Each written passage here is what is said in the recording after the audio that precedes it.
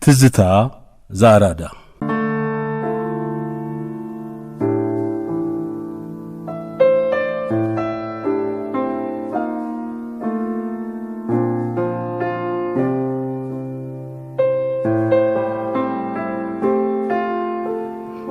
ሞት በከተማ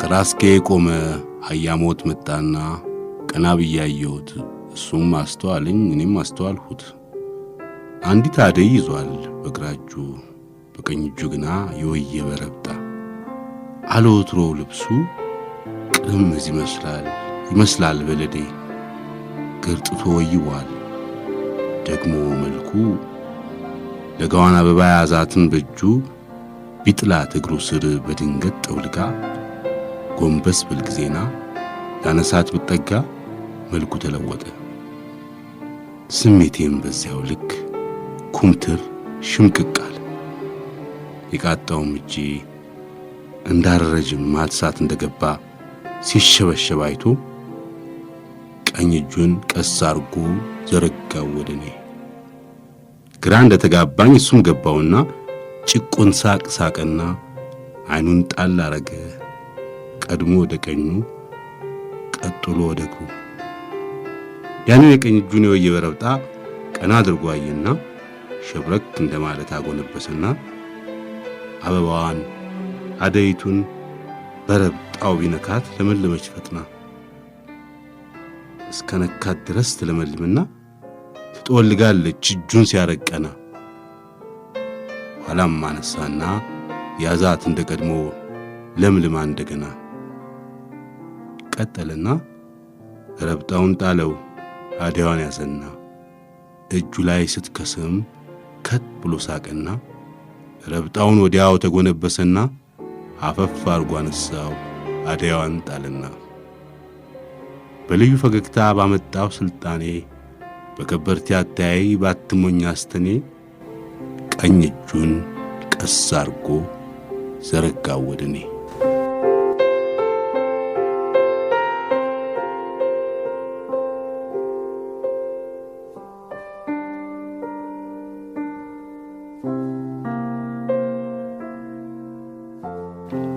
የሰማችሁት በተከታታይ ሳምንታት የትዝታችን ርዕሰ ጉዳይ ሆኖ የሰነበተውን የባለቅኔው ዮሐንስ አድማሱን ግጥም ነበር።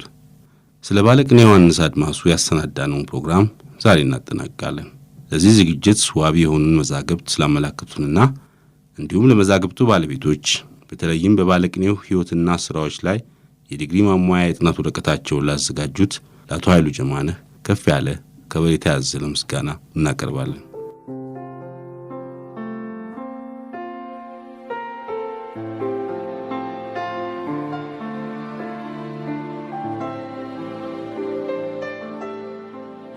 ዮሐንስ አድማሱ በአለማያ ዩኒቨርሲቲ ከተመደበ በኋላም በየጊዜው አዲስ አበባ ቀዳማዊ ኃይለ ሥላሴ ዩኒቨርሲቲ በሚደረጉ ስብሰባዎች እየተካፈለ ይመለስ ነበር።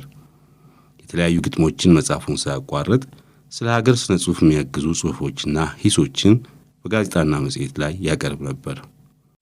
በ1966 ዓ.ም ክረምት የቀዳማዊ ኃይለ ሥላሴ ዩኒቨርሲቲ ተማሪዎች ማህበር አንድ ክርክር አዘጋጅቶ ጋብዞት የኢትዮጵያ ደራሲያን የህብረተሰቡን ትክክለኛ ሁኔታና መሰረታዊ ፍላጎት የመግለጽ ግዴታ አለባቸው በሚል ርዕስ ንግግር አድርጎ ነበር። ረዘም ካለው ከዚህ ንግግር በመጠኑ እንመልከት። የኢትዮጵያ ደራሲያን የህብረተሰቡን ትክክለኛ ሁኔታና መሰረታዊ ፍላጎት የመግለጽ ግዴታ አለባቸው። ይህ ለዛሬ ምሽት ክርክር የተሰጠኝ አርዕስት አንድም በየዋህነት የተመረጠ አንድም ደግሞ በረቂቅ ስልት የተጠመደ ረቂቅ ወጥመድ ነው። በየዋህ አርዕስትነቱም ሆነ ወጥመድነቱ ደስ ብሎኝ እጅ ነስቼ ተቀብየዋለሁ ስለማምንበት። ሽንኩርት አንዱን በሉት ደገሙትም ገማ ኖር አይደለም ወይ ታምቶ መቅረትማ ነው የተባለ ወትሮም ቢሆን አርዕስቱ ግልጽ አርዕስት ነው። ግንባር አያሳጥፍም፣ ግን ቀላል አይደለም። ለመደገፍም ሆነ ለመቃወም ለሁለቱም ጽኑ እምነት ያሻል። የአርዕስቱ ከባድነት የሚመነጨው ከግልጽነቱና ከተገቢነቱ ነው በሚል ይጀምርና የህብረተሰቡን ትክክለኛ ሁኔታ ምን እንደሚመስል በውብ ቋንቋና ዘይቤ ተንትኖ ያመለክታል።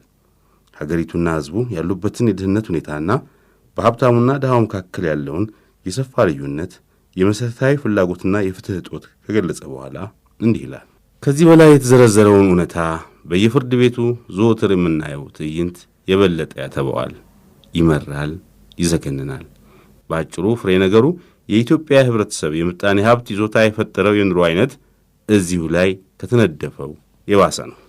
ይህን ሁሉ የዘረዘርኩት ወተቱን አጥቁሬ ማሩን አምርሬ ለማቅረብ አይደለም። እውነታው ይሄና ከዚህ የበለጠ ሆኖ ስላገኘሁት ነው። ትክክለኛው ሁኔታ ይህ ሆኖ ስላየሁት ነው። ይህ እስካሁን የተነደፈው የኢትዮጵያ የኅብረተሰብ ትክክለኛ ሁኔታ አንደኛው የምጣኔ ሀብት ጠገግ ነው። ትክክለኛውን ሁኔታ በመላ ለመገንዘብ ሁለተኛውን ጠገግ ደግሞ መመልከት ተገቢ ነው። እሱም የኅብረተሰብ የፖለቲካ አቋም ነው። የኢትዮጵያ ኅብረተሰብ በብዙ ብሔር የተከፈለ ነው። ሕገ መንግሥቱ በወሰነው መሠረት የኢትዮጵያ ኅብረተሰብ በዘውድ ፍልስፍና፣ ከዚህም ፍልስፍና ከምጣኔ ሀብቱ ይዞታ በሚመነጭ አስተዳደር የሚመራ የንጉሠ ነገሥት መንግሥት ግዛት ነው። ይሁን እንጂ የኢትዮጵያ ኅብረተሰብ በውስጡ ብዙ ብሔር እንዳለበት ማይካድ ነው። ይህ የተጠቀሰው መጥፎ ነው ወይንም ጥሩ ነው ለማለት ሳይሆን እውነታውን ገልጾ ለማሳየት ነው። ከተጠቀሰው ጉዳይ ጋር ደግሞ የተያያዘ ሌላ ጉዳይ አለ።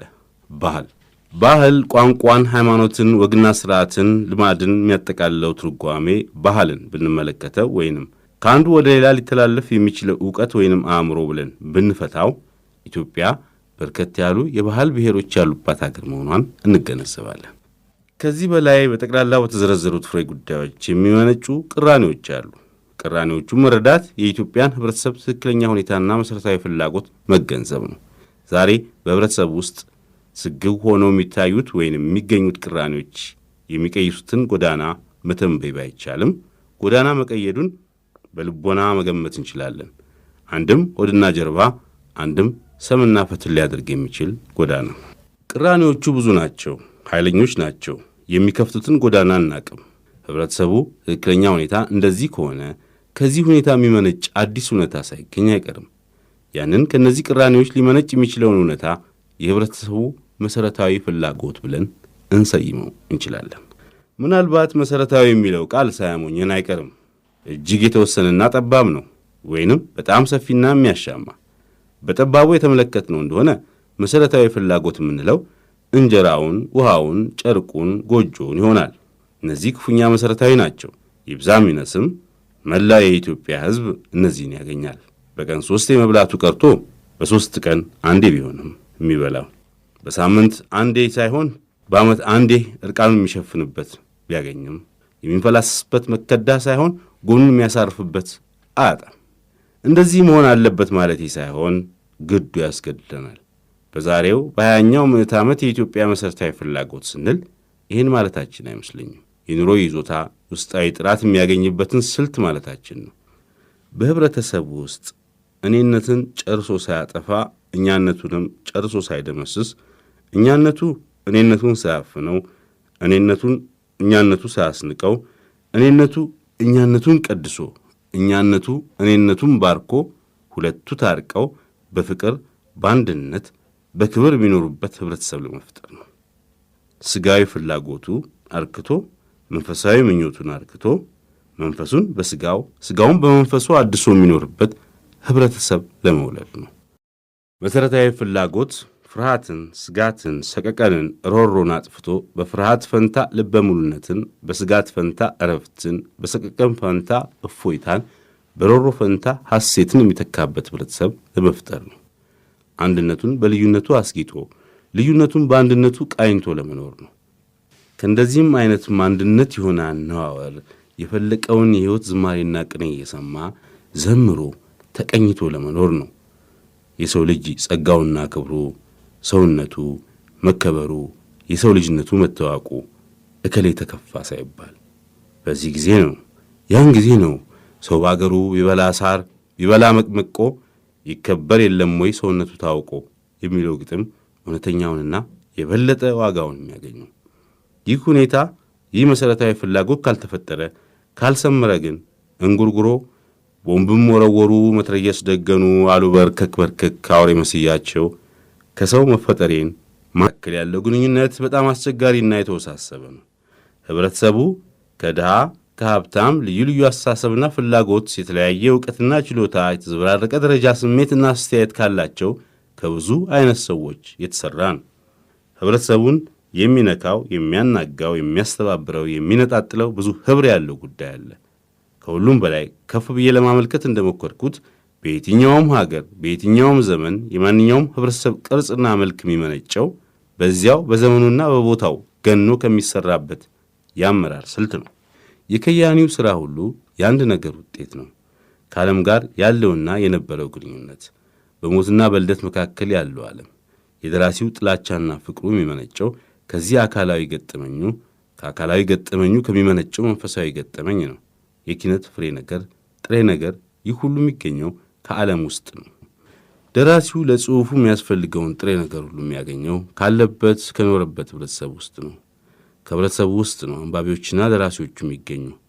ይህም ማለት ደራሲው በድርሰት ውስጥ ለምሳሌ ልቦወለድ ፈጥሮ በሚያስገባቸው ባሕርያትና በኅብረተሰቡ መካከል ሕያው የሆነ ዝምድና፣ ከዝምድናውም የሚመነጭ አንድነት አለ ማለት ነው። በመጀመሪያ ደረጃ ደራሲው ይህንን ዝምድናና አንድነት በውል አበክሮ መገንዘብ አለበት። ይህንን ካልተገነዘበ ወይም እንደዚህ አይነት አንድነት የለም ብሎ በጭፍና ከወሰነ ወይንም በመንፈስ ከደነቆረ፣ አንደኛ ደራሲው እንደ ባህታዊ ከኅብረተሰቡ ይርቃል። ሁለተኛው ምናቡ ይደህያል። ሦስተኛ ድርሰቱ ሽባ ይሆናል። ወይንም በደራሲውና በኅብረተሰቡ መካከል አንድነት የለም የሚል ደራሲ ኅብረተሰቡን ይንቅና የሚጽፈውን በኅብረተሰቡ ውስጥ ማንም ሊረዳው አይችልም ወደሚል የጽንፍና ጎዳና ያመራል። በዚህ ብቻ አይወሰንም። መጽናኛው የሚሆነው ሰው የማይደርሰው የመለየት አምባ ይፈጥርና ሰው የማይረዳው መንገድ የቃላት ትብትብ ሲተበትብ ይኖራል። እዚህ ላይ እንዲህ ያለው ደራሲ የሳተው ትልቁ ቁም ነገር ቋንቋ ኅብረተሰባዊ መሆኑን ነው። ቋንቋ የሰው ልጅ ልቦና የአእምሮ መለዮ የሚሆነው የመገናኛ መሳሪያ ከመሆኑ የተነሳ ነው። ከሁሉም የበለጠ ሰውን ኅብረተሰባዊ የሚያደርገው ቋንቋ ነው።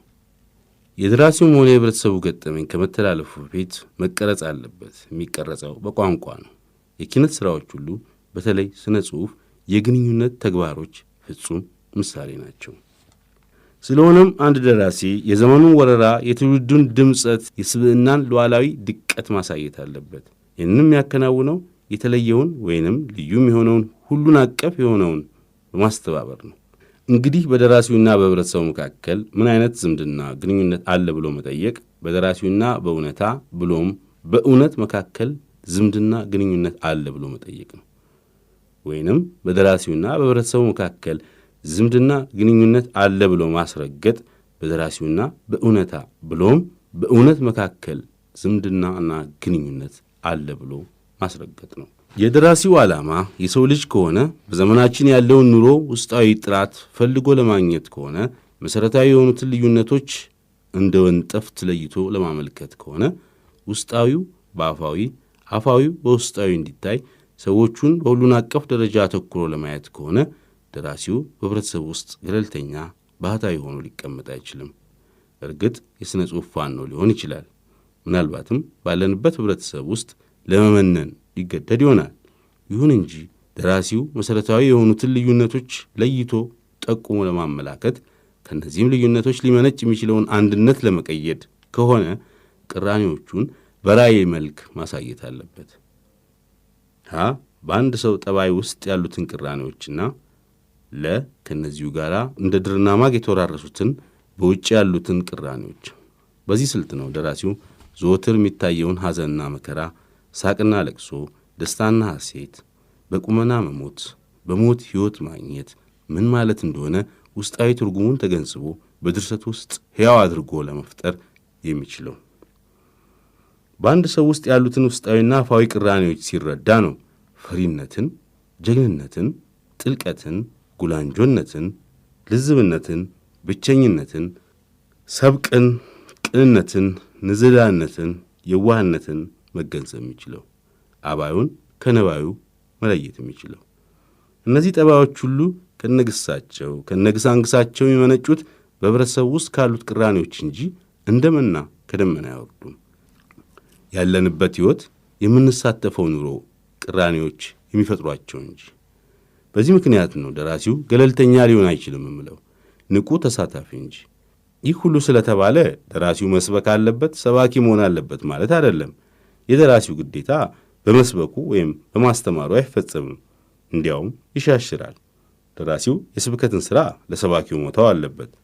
እርግጥ ደራሲው እምነት ወይንም ፍልስፍና ይኖረው ዘንድ የግድ ነው። ድርሰቱንም የኪነት አንድነቱና ጥልቀቱ የሚሰጠው ይኸው እምነቱ ወይንም ፍልስፍናው ነው።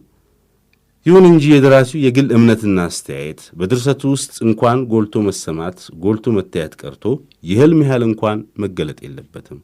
አለዚያ ድርሰቱ የደራሲው እምነት ማስተጋቢያ ይሆናል። ሕይወትን እውነታን በማሳየት ፈንታ ደራሲው ተግባሩ መስበክ ሳይሆን ገልጦ ማሳየት ነው። ኃይለ ቃሉ ማሳየት ነው።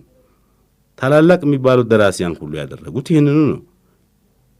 ሳይጨምሩ፣ ሳይቀንሱ፣ ሳያሳንሱ። የደራሲው ተግባር መስበክ ሳይሆን የሕይወትን እውነተኛና ታሪካዊ መልክ ገልጾ ማሳየት ነው። ማሱ ንግግር ቀጥሏል። የደራሲው ተግባር መስበክ ሳይሆን የሕይወትን እውነተኛና ታሪካዊ መልክ ገልጾ ማሳየት ነው። ደራሲው መስበክ የለበትም የተባለው ለምንድን ነው? በጠቅላላው ኪነ ጥበብ በተለይ ደግሞ ስነ ጽሑፍ የራሱ የጸና ሕግ እንዳለው መገንዘብ ነው። የሥነ ጽሑፍ ጥራት፣ ጥልቅነት፣ ስሃ ወይም ጉድለት የሚዳኘው በዚሁ በራሱ ሕግ ነው። ሕጉም ከይዞታውና ከቅርጹ ጋር የተያያዘ ነው። ይሁን እንጂ ስነ ጽሑፍ የራሱ የጸና ሕግ አለው ማለት ደግሞ ስነ ጽሑፍ ለስነ ጽሑፍነቱ ብቻ ሲባል መጻፍ አለበት ማለት አይደለም። እንደዚህ መሆን አለበት የሚልም አንድም ድርሰት ባህታዊ ነው፣ አንድም ደግሞ የ20ኛው ምዕተ ዓመት ተስፋውን የቆረጠ የሚጥል የሚያነሳውን ያጣ ቅጡ የጠፋበት አይቶ እንዳላየ ሰምቶ እንዳልሰማ የሚል መሃል ሰፋሪ የሥነ ጽሑፍ ጉዱ ካሳ ነው። የራሱን የተለየ ዓለም ፈጥሮ ለመኖር የሚሻ አከርካሪ የሌለው ፍጡር። ስነ ጽሑፍ የራሱ የጸና ሕግ አለው ማለት የሚያጋጥመውን እውነታ ማሸረጥ አለበት ማለት አይደለም። ስነ ጽሑፍ በየመንገዱ በየስርቻው በድቅድቅ ጨለማ በጠራራ ፀሐይ በከተማ በገጠር የሚያጋጥመውን እውነታ ሳይሸፍጥ የበለጠ አክርሮ ከሁሉም ይልቅ አትብቶ የበለጠ አጉልቶ ከሁሉም ይልቅ አጥርቶ የሰውን ልጅ ከሐዘንና ከደስታ ጋር ከነዚህ ሁሉ ከሚመነጨው ቅኔና ዝማሬው ጋር ያሳየናል ማለት ነው። ስነ ጽሑፍ የራሱ ሕግ አለው ማለት ደራሲው ምናቡን ወይም ኢማጂኔሽን መረን ስድ ሳይለቅ እውነታን ለመግለጽ የሰውን ልጅ ሕይወት ለማሳየት ያውለዋል ማለት ነው። የደራሲው ምናብ ኢማጂኔሽን የሚያየውን እውነታ በኪነቱ ስፍራ ስም ይሰጠዋል። ስፍራና ስም መስጠት መስበክ አይደለም፣ ማሳየት ነው፣ መመስከር ነው፣ መዘመር ማዜም ነው፣ ማብሰር ወይም ማርዳት ነው፣ በደጉም በክፉም። እንግዲህ የደራሲው ግዴታ ምን መሆኑ ነው? በህብረተሰቡ ማኅፀን ተጸንሶ በህብረተሰቡ ጉያ አድጎ በሰውነቱ የህብረተሰቡን እምነት፣ እሴት፣ ቫልዩ ቅራኔ በመያዙ ብቻ አይደለም ግዴታው። በዚህ ረገድ ግዴታው እንደ ሌላው የህብረተሰቡ አባል ሁሉ የሞራል ግዴታ ነው። ደራሲው ምናልባት አድጎ ነፍስ ካገባ በኋላ በልዩ ልዩ ምክንያት የህብረተሰቡ ተቃዋሚ ይሆናል። እርግጥ ተቃውሞ ካለበት የሞራል ግዴታ ነፃ አያወጣውም። ደራሲው የህብረተሰቡን ትክክለኛ ሁኔታና መሠረታዊ ፍላጎት የመግለጽ ግዴታው የሚመነጨው ከሞራል ግዴታው አይደለም፣ ከሞራል ግዴታው በላይ ነው። የሞራል ግዴታውን ያጠነክረዋል፣ ያጎለምሰዋል፣ ጉልህ ያደርገዋል። ሕይወታችንን እሱ ኖሮት እኛም ደግመን ደጋግመን እንድንኖረው በማድረግ በዓለም ውስጥ ተቀዳሚ ተልእኮ የኪነት ተልእኮ መሆኑ የራሱ የሆነ የግል ፈቃድ የለው ማለት አይደለም። ጽኑ ፈቃድ አለው። በዚህ ፈቃዱ ነው እኛን ወደን እንድንገዛለት የሚያደርገው። እንግዲህ የደራሲው ግዴታ የኪነት ግዴታ ነው። የሞራል ግዴታውም የሚመነጨው ከዚሁ ግዴታ ነው። የኪነት ግዴታውን የሚፈጽመው ብሎም ለህብረተሰቡ ያለውን በኪነት ግዴታ የሚመነጨውን የሞራል ግዴታን የሚያካትተው ህብረተሰቡ ደራሲው በሚደርሰው ድርሰት ውስጥ መልኩን፣ ወረራውን ወይንም ትክክለኛ ሁኔታውን አይቶ መሠረታዊ ፍላጎቱን እንዲገነዘብ በማድረግ ነው። የደራሲው የኪነት ግዴታው ደራሲው ህዝቡን እንዲያውቅ ያስገድደናል። ማወቁም በርቀትና በርቀት አይደለም። ህብረተሰቡን ጓደኛው፣ ወዳጁ፣ ፍቅረኛው፣ ልጁ፣ ምሽቱ ካስፈለጋም ሙሽማው በማድረግ እንጂ ከህብረተሰቡ ጋር መቅረብ አለበት። ስጋዋ ደሙ ከህዝቡ ጋር መቀበል አለበት። ይህን ካላደረገ ሕጽው ይሆናል። የሕይወትን ትክክለኛ መልክ፣ የህብረተሰቡን ትክክለኛ ሁኔታና መሠረታዊ ፍላጎት ለማቅረብ አይችልም ማለት ነው። በአገሩ በዘመኑ ያለውንና የነበረውን ንቁ ሕይወት በእንዝህላልነት ችላ ይለዋል ማለት ነው። ውስጡ ሰጥሞ እሱን ሆኖ ወጥቶ ድርሰቱን ማቅረብ አይችልም ማለት ነው። በህብረተሰቡ ውስጥ ብዙ ድምፅ እንዳለ መገንዘብ አለባቸው። አንዱ ባንዱ ላይ እያራደፈ የሚጮህ የሚንጫጫ ለመሰማት የሚጣደፍ ድምፅ እኛ ተራዎቹ ሙታን እንስማ ብንለውም የተወጦት ስለሚያጠቃን አይሰማንም። ይህን የጩኸት የዋይታ የሮሮ ሰርግ ሊያዳምጡ የሚችሉ ደራሲያኑ ብቻ ስለሆኑ ነው ለህብረተሰቡ ማሰማት የኪነት ግዴታው የሚሆነው። በህብረተሰቡ ውስጥ ህልቆ መሳፍርት የሌለው ነገርም ይታያል። አጥንት የሚሰብር በቁመና ደም የሚያረጋ ለእኛ ለተራዎቹ እይታዎች የማይታይ ቢታይም በላይ በሰበካው እንጂ ከነሙሉ ኃይሉ ከነሙሉ አሰቃቂነቱ አይደለም። ደራሲያኑ የታደሉት ልዩ ዓይን አላቸው። ከመርፌ የጠለቀ ከሰይፍ የተባ ከንስር ዓይን የጠራ የአፍአና የውስጥ ዓይን የነቢይ ዓይን አላቸው። ወደፊትም ወደ ኋላም የሚያይ ያለፈውንና የአሁኑን ተመልክቶ በማስተባበር በአሁኑ ላይ በመጪው ላይ በተለየ ኃይል በተለየ አሳሳቢነት በተለየ አጣዳፊነት አሳርፎ ራእይ የሚያሳይ ዓይን አላቸው። እኛ ለማየት የምንችለው ደራሲያኑ ቀርጸው ሲያሳዩን ብቻ ነው። ማየት የሚሆነን የደራሲያኑ ማየት ብቻ ነው። መስማት የሚሆነን የደራሲያኑ መስማት ብቻ ነው። የደራሲው ግዴታ የኪነት ግዴታ ነው። አንድ የመጨረሻ ነቁጥ ለማስገንዘብ የምሻው ደራሲው ግዴታ አለበት ስለተባለ እሱን ለማወራረድ ወይንም በትእዛዝ በአዋጅ ከፍተኛ የሥነ ጽሑፍ አዝመራ ማዘመር ይችላል ማለት አይደለም። በየትኛውም አገር በየትኛውም ዘመን አልሆነም አይሆንምም። በዚህ ነው የደራሲያንን ግዴታ ከሌላ አይነት ግዴታ መነጠል መለየት ያለብን። እውነተኛ ደራሲ በትእዛዝ አይጽፍም፣ የኪነት ግዴታው እየፈነቀለው እንጂ። የእውነተኛን ደራሲ ድርሰት ሳንሱር ሊያፍነው አይችልም። እርግጥ ሳንሱር እንዳይታተም ያደርገው ይችላል። መጻፍና መታተም እየቅል የሆኑ ተግባሮች ናቸው። እውነተኛ የደራሲ ግዴታውን የተገነዘበ ደራሲ የሚጽፈው ሳንሱር እንዲከለክለው ወይም እንዲፈቅድለት አይደለም። ሳንሱር ፈቅዶለት የወጣ ጽሑፍ መጥፎ ነው፣ ሳንሱር የከለከለው ጽሑፍ ጥሩ ነው ማለት አይደለም። ሳንሱር የሚፈቅደውም ሆነ የሚከለክለው ድርሰት በድርሰት ጥራቱ፣ በጥልቀቱ፣ በውበት ወይንም በቴክኒክ ፍጹምነት ሳይሆን በሌሎች ምክንያቶች ነው። የደራሲው ግዴታ ሉዓላዊ ከሳንሱር በላይ ነው። ታትመው ቢወጣ ባይወጣም የደራሲው ግዴታ ራሱ ሕይወት ነው፣ እውነት ናት። ሕይወትን ሳንሱር ሊያፍናት አይችልም። ትፈነጥቃለች፣ ትንቦጎቦጋለች። አንዳንዴ ትልው ትልው የምትል ብትመስልም እንግዲህ የደራሲው ግዴታ እንደዚህ ከሆነ የድርሰትም አስፈላጊነት እንደዚህ ነው። ደራሲው ግዴታውን የሚገልጸው በድርሰቱ ከሆነ ድርሰት የግድ አስፈላጊ ነው ማለት ነው። አንድ ሕፃን ጠይቆ ለምኑ እንዳይወለድ ሁሉ በአንዳንድ ምክንያት ካላጨነገፈ በስቀር ድርሰትም አስፈላጊነቱ ግድ ነው። ደራሲው የሕይወት ገላጭ ከሆነ ድርሰትም የሕይወት መግለጫ ነው። ከሕይወት ውጪ ለድርሰትነቱ የሚባል ድርሰት የለም። ከሕይወት ውጪ ሕይወት እንደሌለ ሁሉ ሕይወት በሕይወት ነው። በዚህ ምክንያት ይመስለኛል የኢትዮጵያ ደራሲያን በድፍረት በሙሉ ልብ በቆራጥነት በእውነት ዛሬ ለምንኖረው ኑሮ በንቃት በትጋት በመጨነቅና በመጠበብ ታጥቀው የኪነት ተልእኳቸውንና ግዴታቸውን ለጥሩ ድርሰት አውለው ነው ይህንን ኑሯችንን በድርሰታቸው ትንሣኤ ሊሰጡት ወይንም እንደገና ሊፈጥሩት የሚችሉ። ለዚህም ማሳረጊያው የሚከተለው ነው። ማንም ሰው ራሱን የቻለ ደሴት አይደለም። የአህጉሩ ቁራሽ የዋናው ክፍል ነው። ስለዚህም ደወሉ ለማን እንደተደወለ ለማወቅ አትላክ፣ የተደወለው ላንተ ነው። ጆን ዶን። የሰማችሁት በ1966 ዓ.ም የኢትዮጵያ ደራሲያንና የህብረተሰቡን ትክክለኛ ሁኔታና መሠረታዊ ፍላጎት የመግለጽ ግዴታ አለባቸው በሚል በአንድ ምሽት ላይ በተደረገ ክርክር ዮሐንስ አድማሱ ያቀረበውን ነበር። ዮሐንስ አድማሱ በታኅሳስ 67 ዓ.ም በእድገት በህብረት የእውቀትና የሥራ ዘመቻ መምህራንና ተማሪዎች ወደ ገጠር እንዲዘምቱ ሲደረግ እሱም ከአለማያ ኮሌጅ ወደ ሂርና ዘመተ።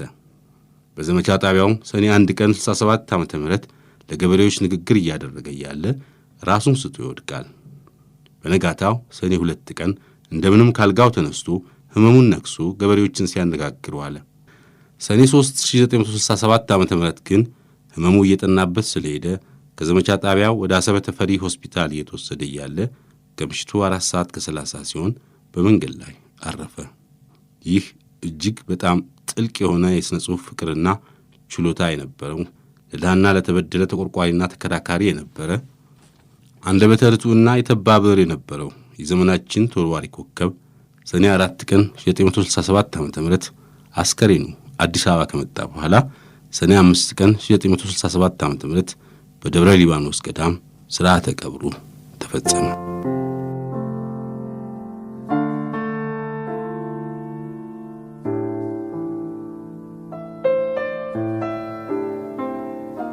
ከሰው ተለይቼ ቢቀርልኝ ጠንቅ ህሊናዬ ነጻ አእምሮዬ ንቁ ስሜቴ ምጡቅ ጥበብን ቀለቤ ዕውቀትንም ስንቄ በማስተዋል በእውነት እኒህን ጠብቄ መኖር አይሻልም ወይ በተፈጥሮ ቤት እጅ ካለው ገምቶ ከሰዎች ሥርዓት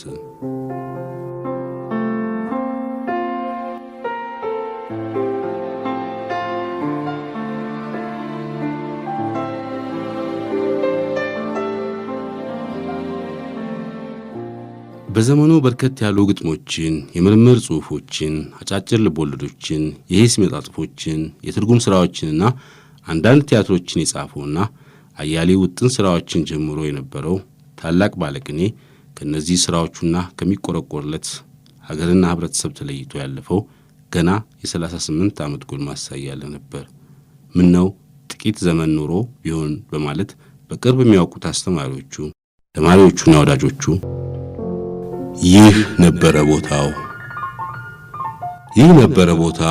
ይህ ነበረ መስኩ በጎዳር ንፋስ ጸጥታ ነግሶበት ከበውት ዛፎቹ በሌሊት መንፈስ አየሩ ቀዝቅዞ ረክቶ ሲነፍስ ሁነን አንቺና እኔ ሳሩን ዳበስ አርገን ጤዛውን ጠራርገን የብርዱን ጭካኔ በቀን በጡ ሌሊት ባሸተው አየር ጋርደነው በፍቅር ሁነን አንቺና እኔ ተቀብለን ነበር የፍቅር ስጋ ደሙ በሌሊት ቅዳሴ ቆራቢዎች እኛ ቆራቢውም ፍቅር ነፍስሽና ነፍሴ ጠልቀው በሐሴት ግዙፉ ስጋችን ግዙፉ ሰውነት ረቆ ነበር ጠርቶ በፍቅር።